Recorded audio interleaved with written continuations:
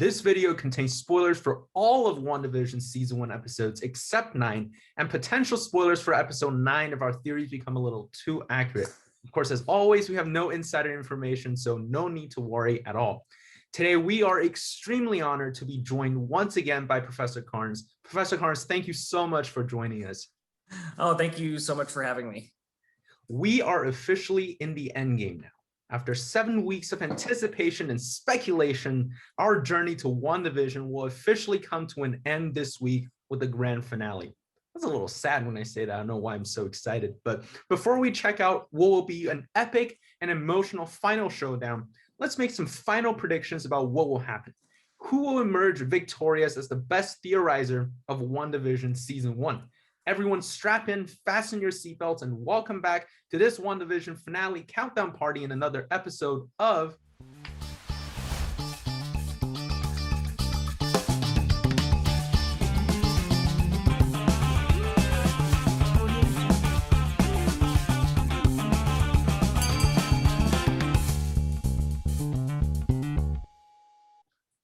Our rules for this week are extremely simple. Professor Carnes will lead us with his awesome compiled list that we've compiled over the last few weeks, a variety of questions and theories. And we'll keep a record of everyone's theories on this list. By the end of this discussion, each person will have a set of locked-in theories that we'll take to next week or this week's episode, and we'll find out if they're true or not very, very soon. So Professor Carnes, if you'd like to start us off by talking about our list.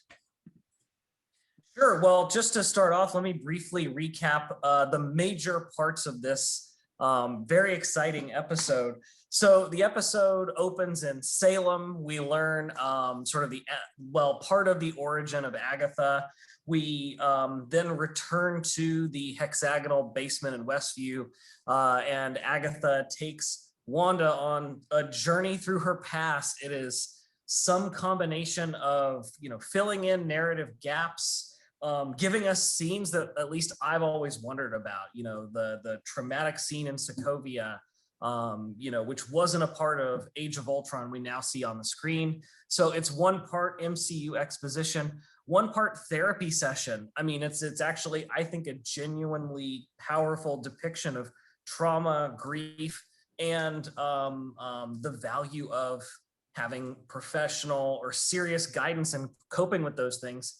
And it's one part, sort of the plot advancing, where we're learning more about how we landed in Westview in this show, WandaVision. So Harry and I have been talking throughout the show, sort of separate from the main show that you're watching. Harry and I have been having a side conversation where we've been keeping a list of theories, and some of them have just completely crashed and burned. So one of the early ones that I had was that this was some sort of Westview was some joint venture between like AIM and Hydra, like a reconstituted AIM, because we have beekeepers and sort of the surviving parts of Hydra. Okay, so that was totally busted. But some of our predictions have come true. Monica Rambeau does get her powers in this. Agnes was Agatha Harkness. And then we have some really out there predictions that I think we're still waiting on.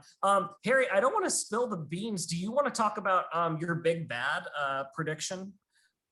Yeah, so I remember last week, Professor Carnes and I we abandoned my theory about how Ultron could be somehow behind all of this. So the original theory was that Hayward was going to be Ultron because in the Avengers Assembles TV series, Ultron did actually turn into a government official and actually did a lot of bad stuff. And I thought maybe Ultron is a voice. In our last episode, we talked about how Ultron's a voice directing Hayward do everything. But then this episode, in the end credit scene, when Sword's version of Vision showed up, I pointed to it. I was like, Ultron. I think it's Ultron. I think it makes sense because Ultron's mind is a composite of the Mind Stone, Vision's personality, and Ultron. Because remember in Age of Ultron, Ultron uploaded half of his consciousness onto Vision. And we know that Vision is dead by the time that WandaVision happened. And then this version of Vision in the comics is also Vision without any of his personalities. But the Mind Stone we know is also gone, leaving the only personality behind as Ultron. And I also think it makes sense because when Wanda infused her hex power into that little sword drone, that is her when she was villainous, when she was full of anger, which is exactly where Ultron's power came from. And it's a coincidence that both of them, I don't think it's a coincidence that both of them root from the Mind Stone. So I think we're very much likely to see a return of Ultron. How happy are you about the potential of a return of Ultron? I mean, you see, unlike you two, I actually really liked Ultron from Age of Ultron. So I've been I thought he was very underutilized in Age of Ultron. He's such a great villain, in my opinion.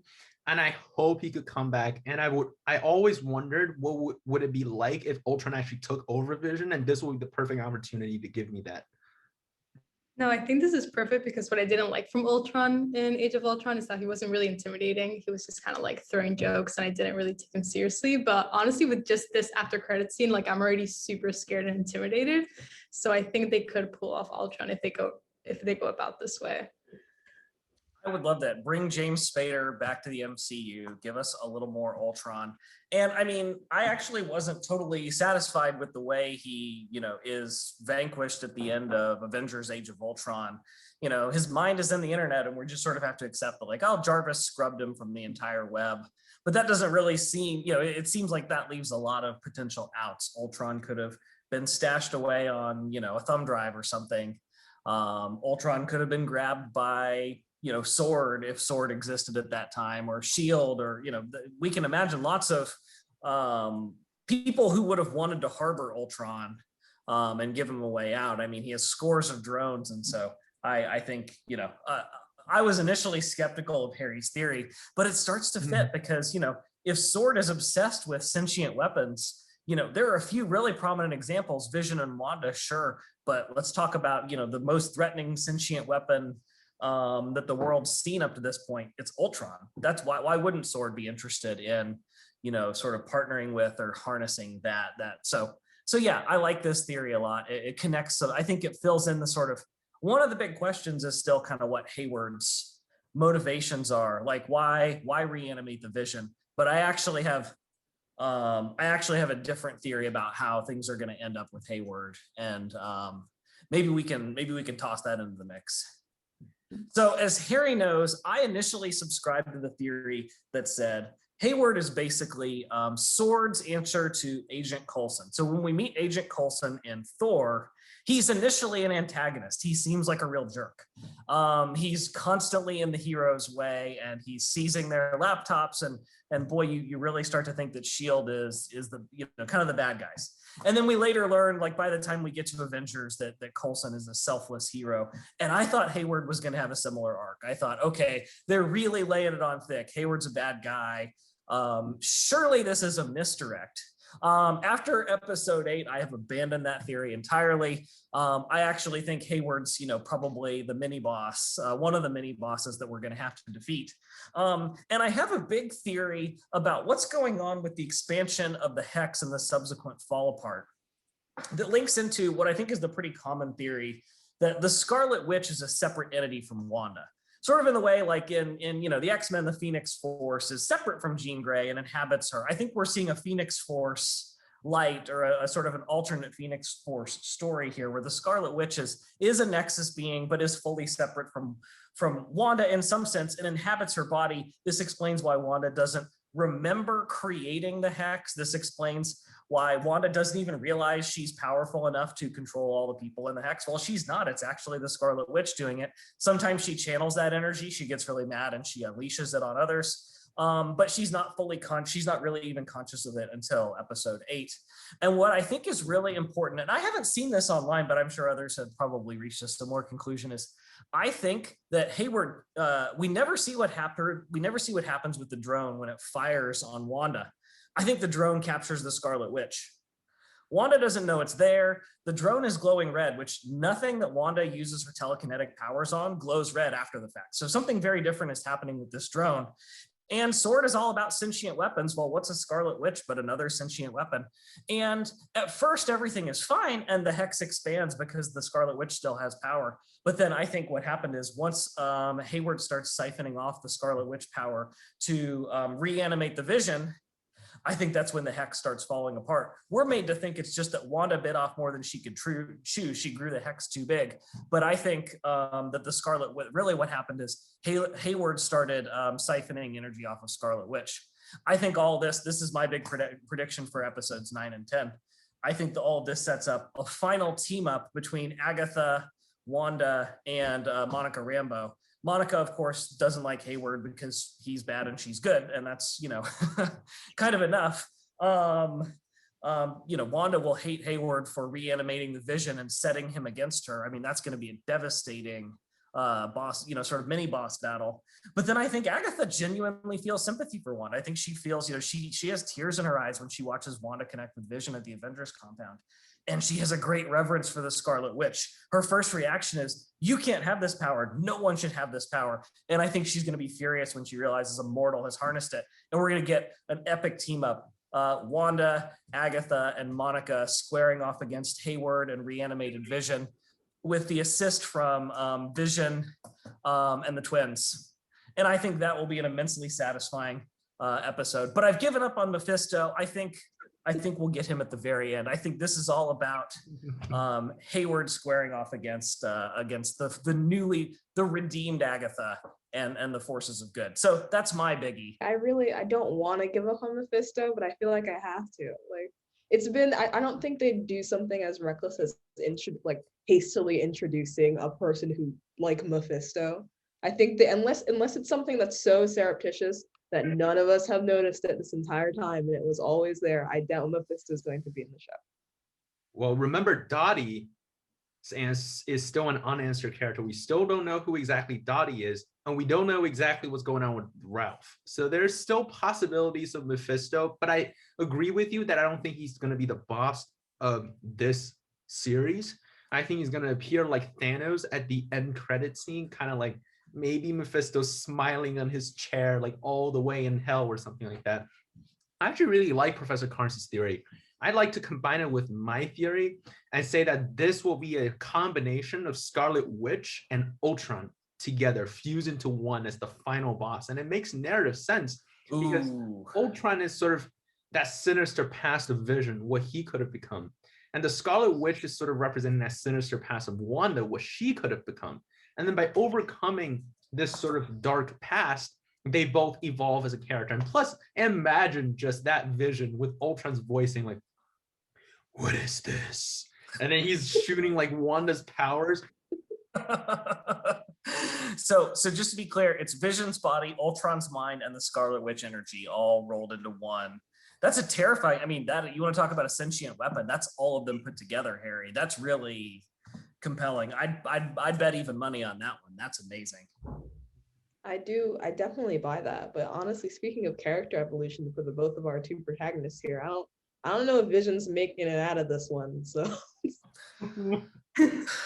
No, yeah, I'm still not sure what's going to happen with Vision. And now we know, one theory that I always thought was, that like, we were led to believe that Wanda stole Vision's body and that this was essentially like Vision's corpse. And here we learned that it's actually obviously not. So now I'm like, now really like we know Vision is really an extension of Wanda or the Scarlet Witch. So now who knows like what would happen to him.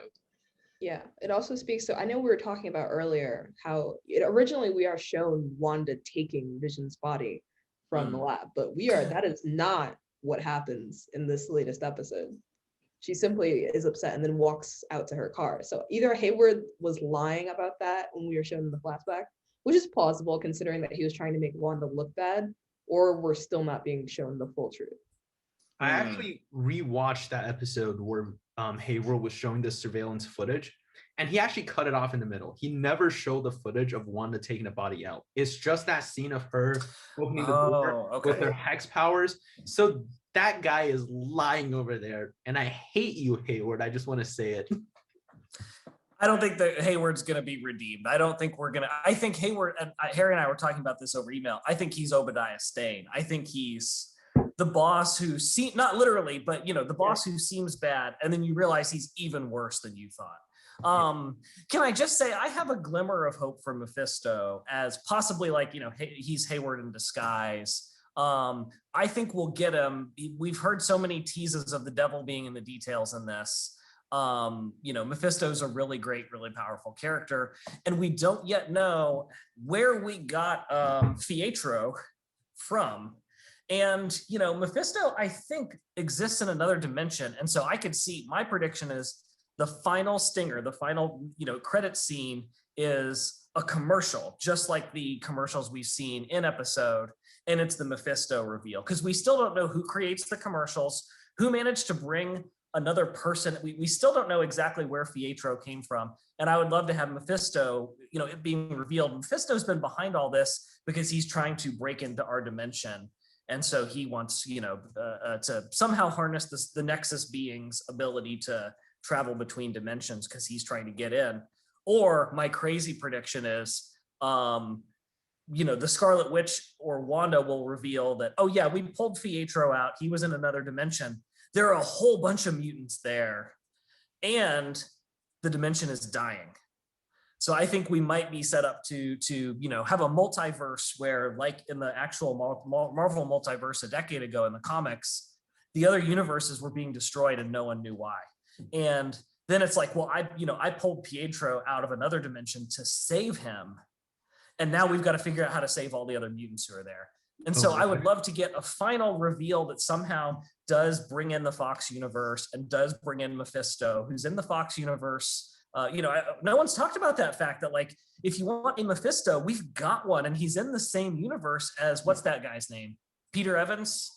Evan Peters, yeah. Evan Peters. I told you, I'm really bad with names. This is where I always lean on Harry. Yeah, so, we've got Evan Peters from the Fox universe. Why don't we get Mephisto?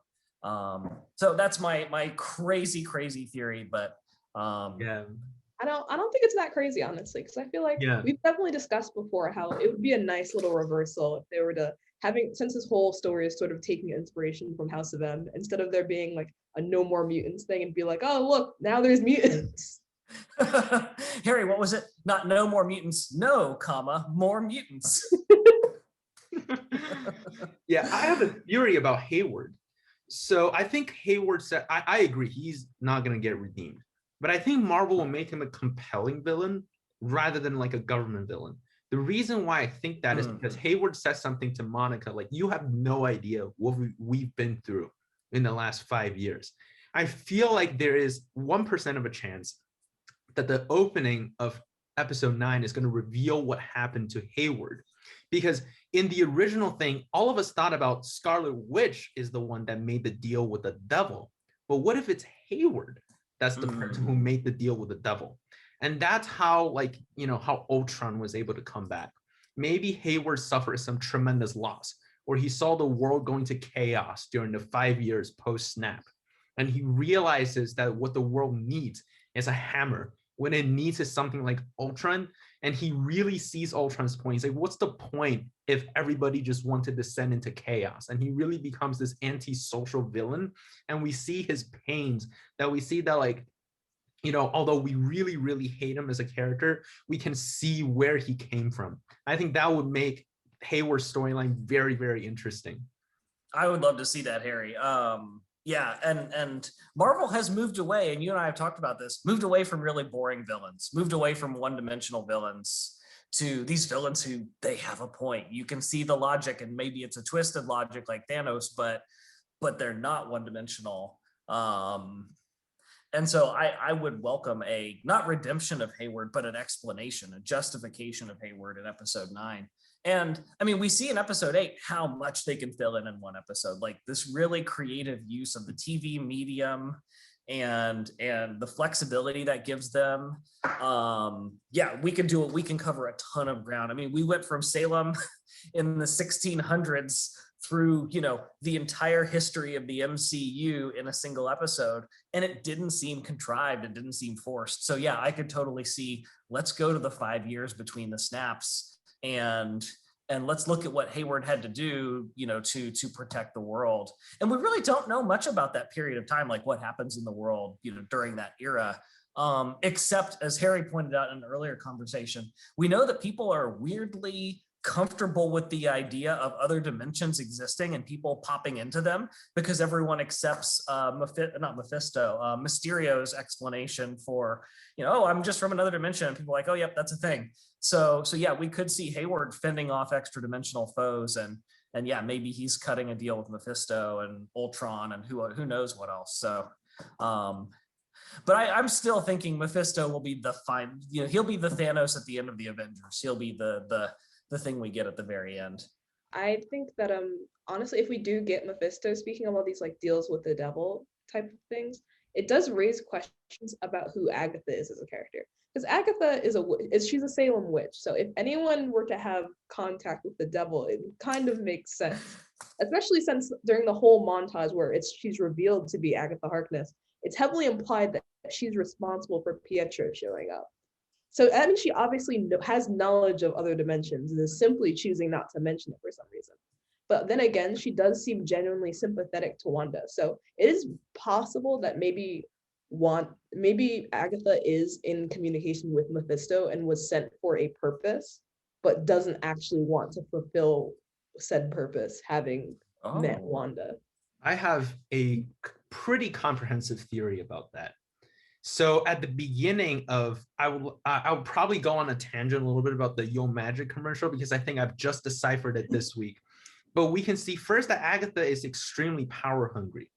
She is trying her best to gain powers. And I think that's a part of her, because we see in Salem when she was really, really young, that's what she had. And I think that's exactly the mirror of the Yo Magic commercial, because remember, when the shark fed on the boy's magic, the boy turned into a skeleton. And what happened to those other people when Agatha stole their power? They turned into skeletons. It is exactly what happens in the commercial. So I think one of Agatha's motivations is to steal Wanda's power to her own. But I also agree with Olivia's point, why she relates to Wanda. And I have two words for the answer to that. Senor Scratchy. In the comics, Agatha Harkness has a son, and his last name is Scratchy. What if Agatha had a son who died, just like how Wanda's brother and husband died? And for all these years, Agatha have been trying to use her magic to bring Scratchy back, but can only bring him back as a rabbit, little rabbit, or something like that, like Senor Scratchy. So part of her wanting to steal Wanda's power is to have the power to bring Senor Scratchy back, especially after seeing how Wanda brought Vision back. Maybe she wants to find out what happened to the Hex because she wants to find out how Vision came back, because she seems to take a really keen interest in Vision ever since the first episode. So she really wants to learn how to revive somebody. But I think she made a deal with Mephisto. Mephisto said that, I can help you get Wanda's power to bring Scratchy back. And I think at the end of episode 9, Agatha is going to realize that she sympathizes with Wanda, and she's going to turn on Mephisto. And that's when we'll see Agatha turning into a Loki type of good character in the end. Wait, this makes so much sense, because we've been talking about how, I forgot when Agatha kills like the dog.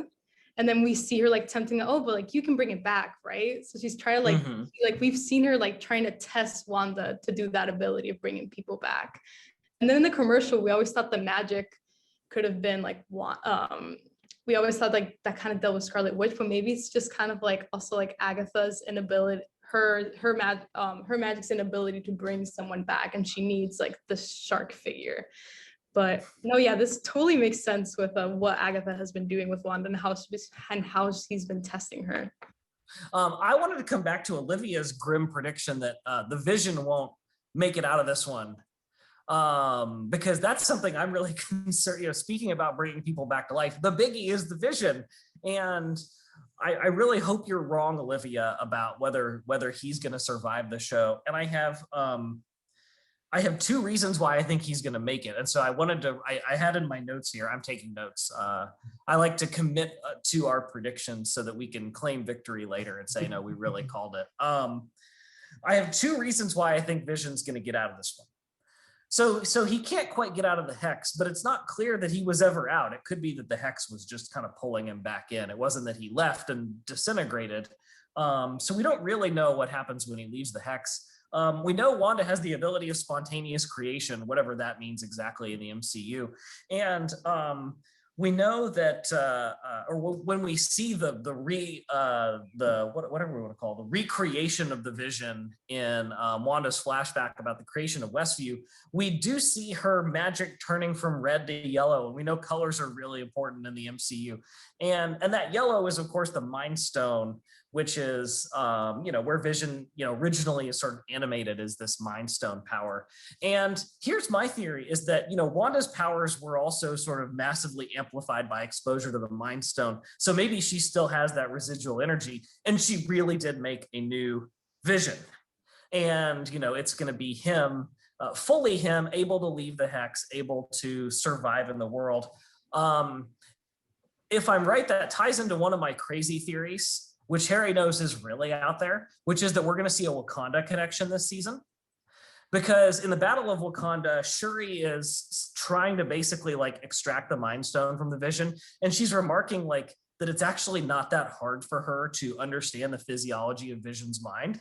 And so my theory is Vision's going to survive. He's going to be this new Vision who doesn't have his old memories. And later on, Shuri is going to, restore his memories that she recorded at the Battle of Wakanda, which is true to the comics. Originally, the Vision is disassembled and reassembled and ultimately gets his memories back. I think Shuri's going to be the one who gives him those memories back. Maybe this season, maybe not. But that ties into one thing I've noticed, which is if you watch the suggested viewings on Disney Plus, it has a whole bunch of movies that have Wanda and Vision in them, but then Black Panther's on the list. And it's well, why is Black Panther on the list? Neither Wanda nor Vision nor anyone in this show are in Black Panther unless Shuri shows up. Unless we see her scientific, her really flex her scientific genius. So that is my secret hope. Vision survives. Shuri gives him his memories back, and he takes out zombie Vision or reanimated Vision the way he does in the comics by just phasing into him. So that's my secret hope. Oh, and the other reason I don't think they're going to kill Vision off is that we've already had to watch him die twice. Can they just give us a break?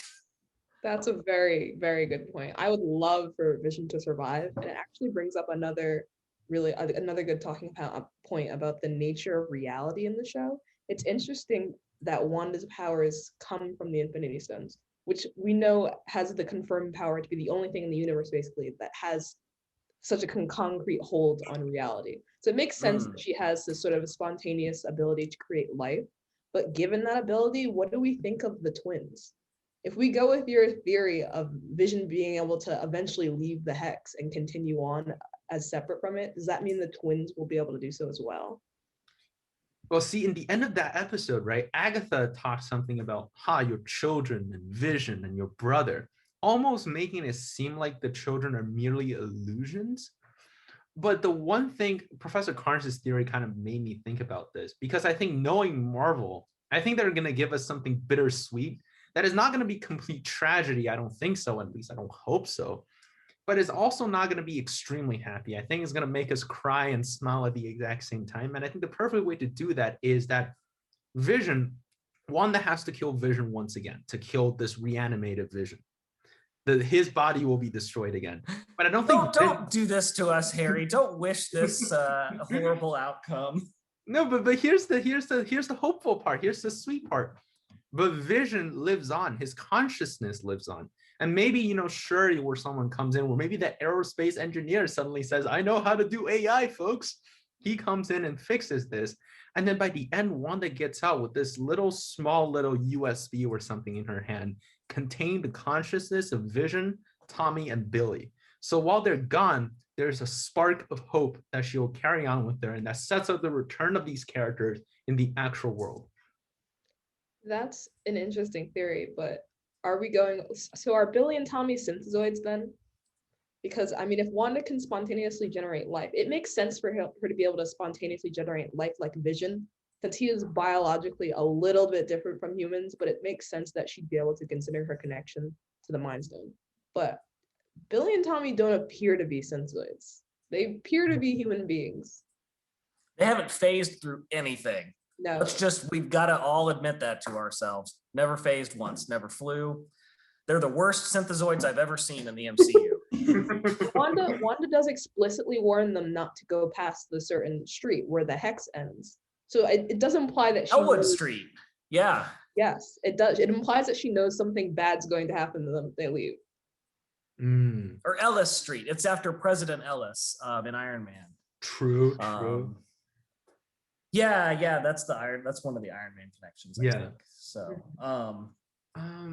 I think here's the thing. So in episode 5, they were looking at the TV whereas Wanda's kids, and then Monica says something like, no, these are Wanda's kid. And I know Professor Carnes, you and I came up with this theory, and in the last episode of Different Theories, we talked about this. And what if Wanda had the children before she entered the hex, like during Infinity War or something like that?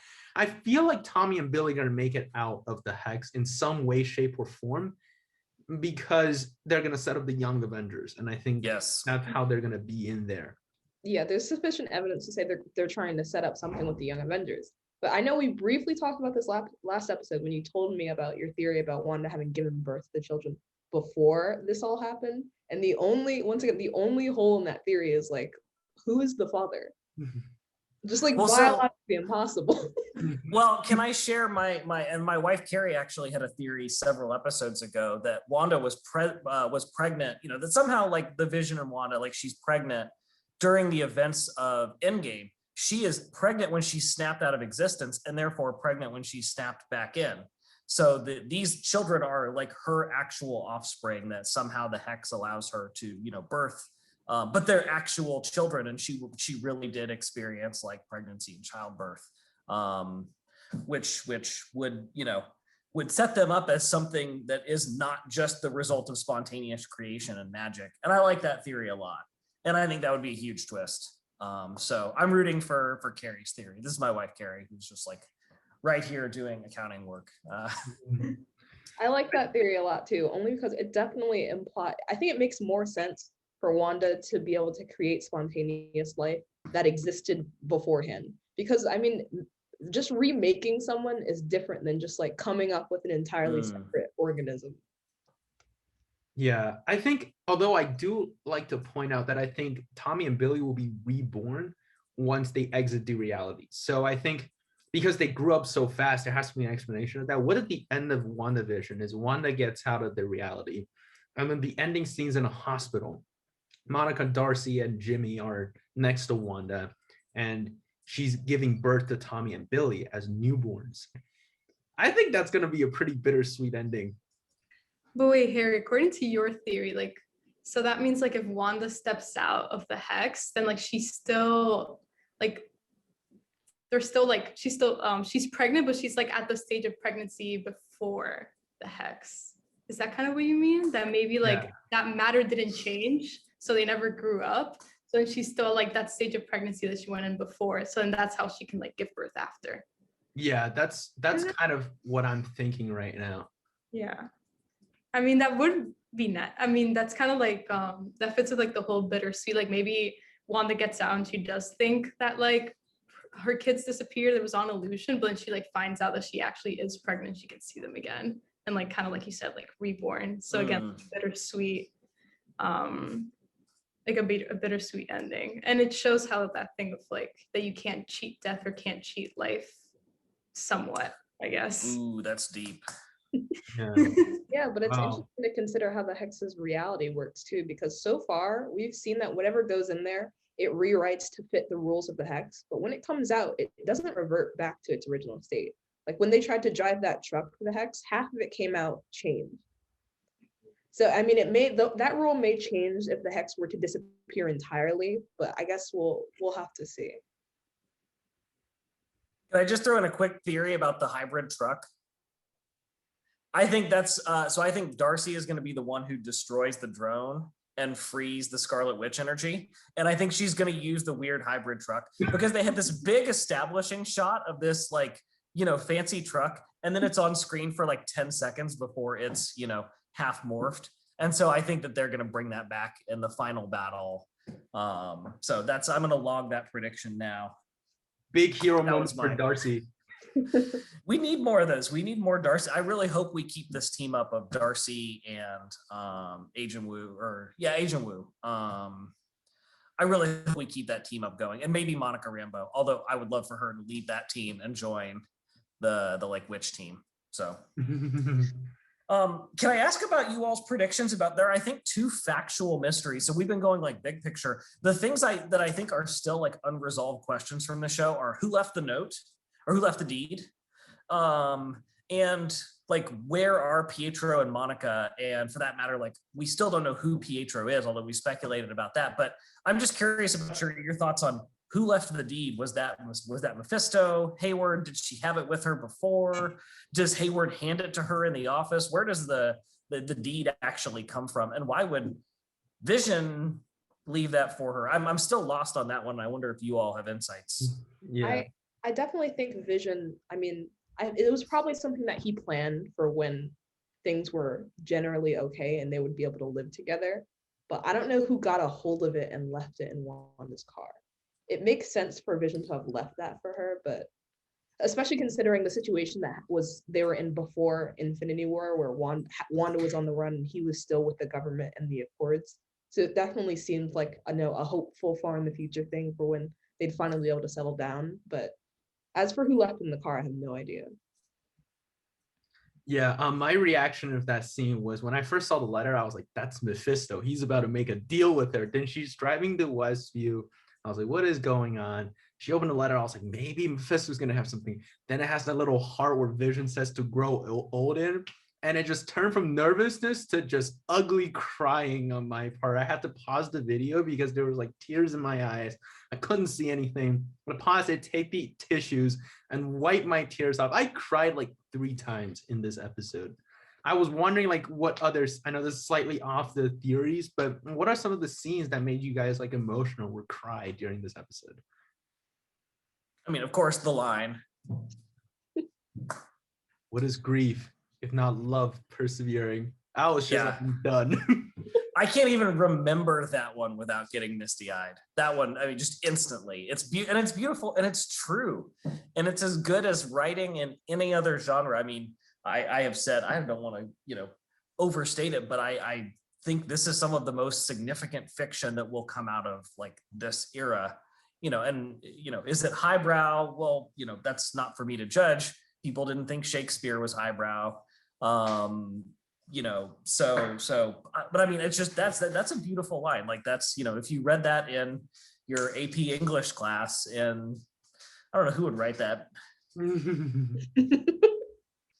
Maybe, I don't know, not Steinbeck. That's too pretty for Steinbeck, but that's the point. Like that's a line that's genuinely beautiful in a way that I think, transcends the genre or maybe elevates the entire genre. So yeah, but you asked, I think, Harry, you were getting at what made us cry. For me, the line, definitely. Yeah. But also the whole episode. I think it's a tough one. I think for me, it was like, I think part of what made me cry a lot during this episode, and I don't usually cry in movies or shows, like it's really hard to make me cry. But I think Elizabeth Olsen's acting in those scenes, I think made me cry. I think it's very rare that during a crying scene, you're crying with the character. You see the character cry and then you cry as well because you relate to how they're feeling. I think the parts that really got me was like when Agatha was like, so let's do a recap of this. So all of your family are gone. And Wanda, you can see like she was trembling, she was crying. That got me because I was like, she's so helpless right now. And the way she like looks at her and Vision kind of half smiling, half crying.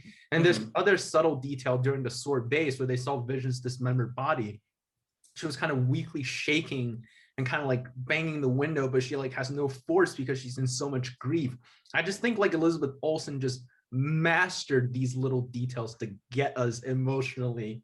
And oh my God, please give her more movies. Yeah, no, for me, it was that scene with Vision like dismembered that I think was like the most, that one of the most emotional for me, like seeing her react to like his dismembered body. And then when she just like breaks out and then just like looks at him and he's just like, oh, he's like not there. Like that part for me was kind of like the most like emotionally intense. I Can't Feel You was a little traumatic. No. That was a lot. There, yeah, that was it. A lot. Yeah. I also think the actress who played Wanda as a little girl was really good to me. Honestly, that whole scene, I was just, first of all, the anticipation of just you knowing that what you were about to see was really awful. And then just seeing Wanda so happy amidst a country that was so war torn, and her family trying to like hold on to that familial piece of like happiness and maintaining a home for their children. It was so sad.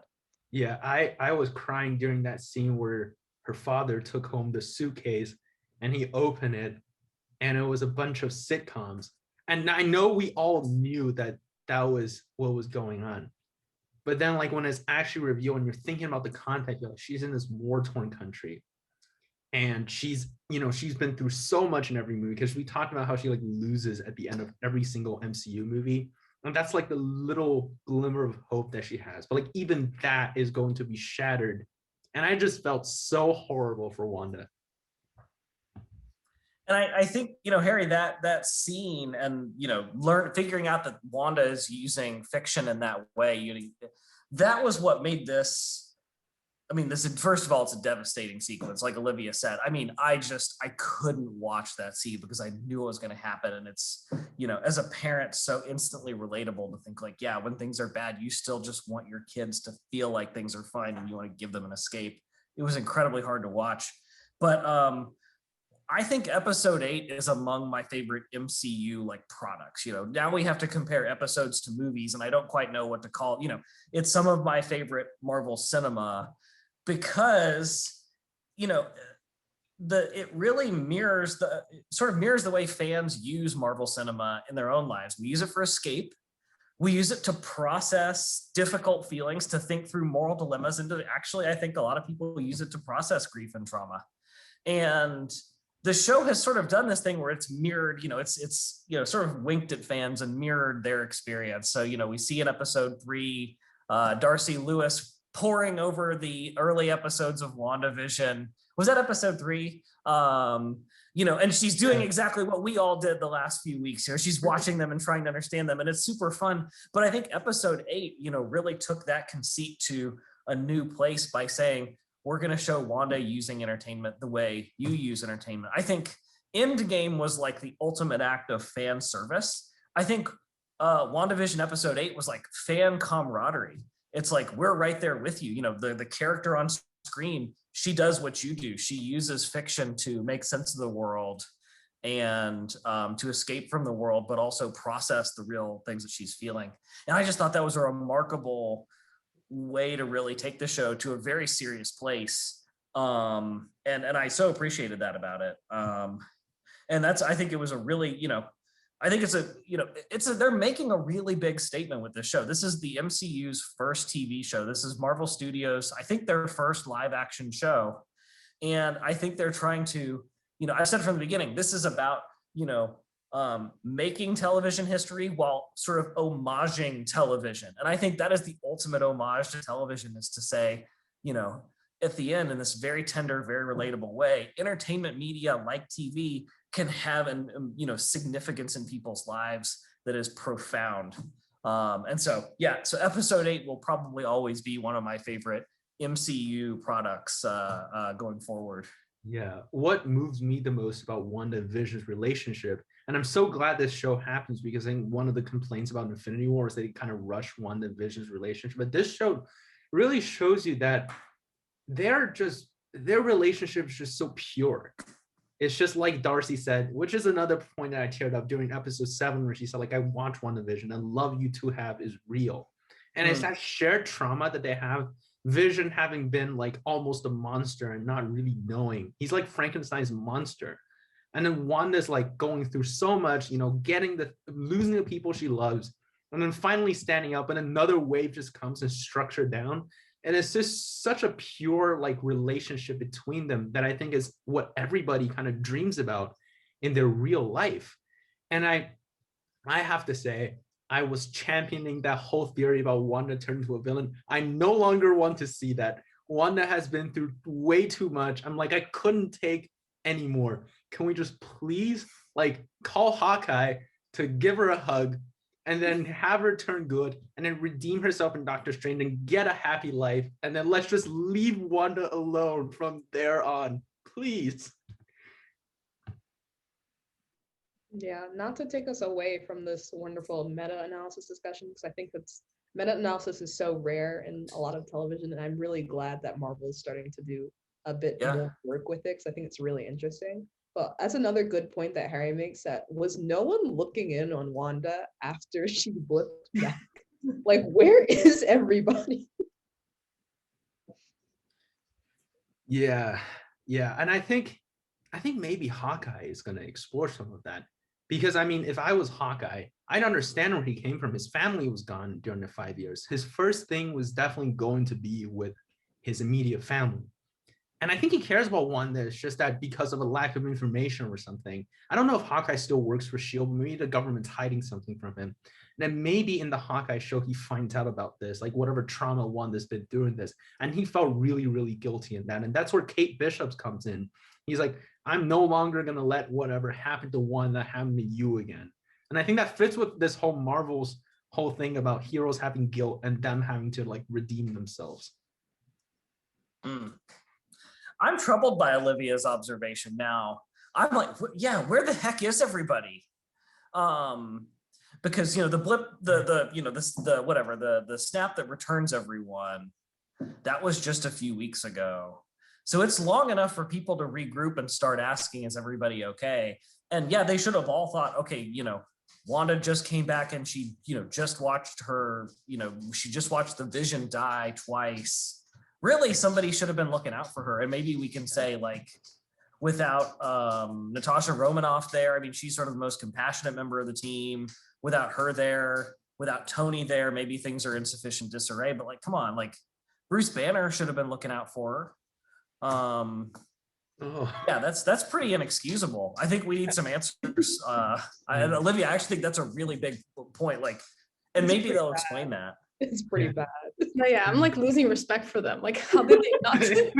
How did they not check on Wanda, who like just angry? Yeah, I rewatched the Endgame funeral scene just to kind of observe where everyone's like doing and thinking, and then somebody made this thing where like almost everyone were like standing close to one another, and they were like having their families or like their friends being with them, but only Wanda's like utterly alone, and her eyes are like red. She's almost like crying, maybe Stark's death made her think about her own loss. And there's Sam and Bucky standing next to each other, next to her. And then Sam was patting Bucky in the back saying it's okay, but nobody was telling Wanda it's okay. And I think it's just, I agree with Sofia. I think despite loving the Avengers, I'm a little angry at them. It's like, look, Wanda's like absolutely getting bullied right here. Can someone just come and help? I think we need answers. Yeah, I think, and honestly, not to bring this back to Civil War, you guys know how much I like to talk about Civil War, but I did mention at the time when Civil War came out that it was highly concerning to me that Tony just like let the government lock Wanda up specifically in the raft. Especially because there's that whole scene where he's talking to Cap and he's like, well, she's kind of a weapon of mass destruction, and Cap's like, she's also kind of a child. Yeah, it's sad because Wanda's been through so much, and you think that like Stark's been through a lot, but his story's like bittersweet in the sense that people treat him as a hero. Same thing as Thor. He wins in every movie. Yes, he lost when he fought Thanos, but he redeemed himself, and now he's going off with the Guardians. And Wanda got literally nothing. People think that she's a terrorist. She was a villain since the start. Her teammates don't trust her. The only members of the Avengers that trust her either old, were dead, were retired. Like no one else is left in this world for Wanda. And now she's creating this reality that, some people would argue made Westview a better place given how depressing that place is. And now people like Hayward are trying to take advantage of that and take it away, which just makes me sad and frustrated. Maybe Monica Rambeau will give a voice to all this. Like maybe we will actually get this addressed, because she has from the beginning said, I sympathize with this person who's experienced loss. So maybe we will get a narrative along these lines. I think that could be a hope we hold out, that the show is cognizant of this, this fact that no one really stuck up for Wanda. Maybe that'll be Monica. I'm a big Maria Rambeau fan. I really, really liked her from Captain Marvel. So I was devastated when I heard that she died in episode 4. I think we're gonna get a really, really emotional conversation in the episode 9. I think Monica's gonna say something along the lines, I'm not making this up as I go, but she's like, when I woke up from the blip, everything I cared about, my world was crumbled. Like the first second you heard my mother was doing fine, and then the next second she's gone. And that's, I sympathize with that feeling, but the world doesn't wait for us. And it's time. They wouldn't want us to stay in the past like this. They will want us to move on to a better life. And then maybe Agatha's going to come in and say something like, the same thing happened with my son, who is now Senor Scratchy. And then they're going to team up and have this bonding moment. I think the Monica and Wanda bonding moment is definitely going to happen. I think there's more to that scene of Maria's death than just like showing us what's happening in the blip. I think it's I'm going to really, really cry in episode 9. No, we need that, because I mean that's what we've talked about, how like Wanda's alone, and this is what has like been hurting her for so long. So this Monica Wanda scene, like this is when she's gonna have her redemption, when Wanda learns that she's actually like not alone, and that's what's gonna get her from escape like the villainhood that we all thought she was going to go into. What makes this even more of a tragedy? This is going all the way back to, I think, episode 3, when Vision first started realizing that there were things wrong with Westview, and they had that huge blowout argument where she starts trying to roll the credits in the middle of them talking. It really occurred to me how profoundly sad it would make Vision to know that Wanda took away his autonomy. Because when you're in a relationship, the sanctity of a relationship, especially the type of pure love that he and Wanda have, is that your partner is in everything, and you would never. And it's just sad that Wanda's gotten to the point where she's having to manipulate him just to maintain his life.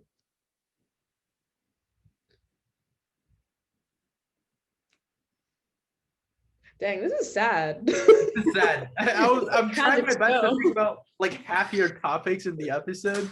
But like I was sitting after the episode, I was just like sitting here on my in front of my desk, and like, and that was and then I had tissues on my hand. I was like wiping my eyes. That was my reaction after the episode. But kind of onto a happier topic, I guess. I think I'm still holding out that last sliver of hope that Pietro is Peter from the X-Men universe that was just controlled.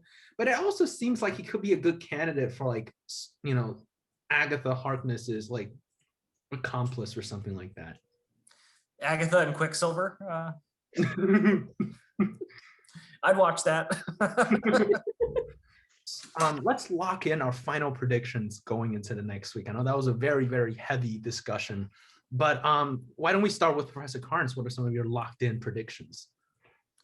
So I'm going to lock in Vision survives the season. He's fully out of the hex, as are the twins. I'm going to lock in that the Scarlet Witch is in the drone, and I'm going to lock in that Darcy breaks the Scarlet Witch out of the drone with the hybrid truck. So those are my final locked in predictions. I'm going to lock in the prediction that we're going to have that emotional talk with Monica and Wanda that's going to make all of us cry. I'm going to lock in a prediction that Sword Vision is Ultron, and he's going to serve as a final boss of the season. I'm going to still maintain my prediction that Mephisto is going to show up at the very, very end. And I'm going to lock in a prediction that Senor Scratchy is Agatha's son. I'll lock in that Agatha kind of like has this like reaching of like understanding of Wanda and kind of like teams up with her. And that yeah, Hayward just becomes like this compelling villain that we see. And hopefully in this episode, kind of like we said, they like make him a bit more dimensional than just like the kind of one-dimensional villain that he is right now. Yeah, I'm gonna lock in that Mephisto definitely has something to do with this, and he will possibly show up in person in the show. And I'm gonna lock in that Pietro isn't just some hand-wavy nod to the X-Men universe, and that we will get some sort of acknowledgement of alternate universes existing and possibly coming towards us in the future. If Magneto comes, that's all I want. That's all I want. That's all I want. Oh my God. This is amazing. Well, thank you so much, Professor Carnes, for joining us again today. And thank you so much, everyone, for checking out this episode of Different Theories. All will be revealed this Friday, as we'll have a huge party next week talking about which we got right, which we got wrong, see who actually got the most theories right and can work at Marvel Studios. And speculate how will WandaVision tie into later MCU projects, especially Spider-Man 3 and Doctor Strange 2. So please like, share, and subscribe to this channel, and like us on Facebook, like us on Instagram, and you can join DIF today by filling out our exec application, which exists somewhere on the internet, and for your chance to be on this very show. Thank you guys so much, and we'll see you next week.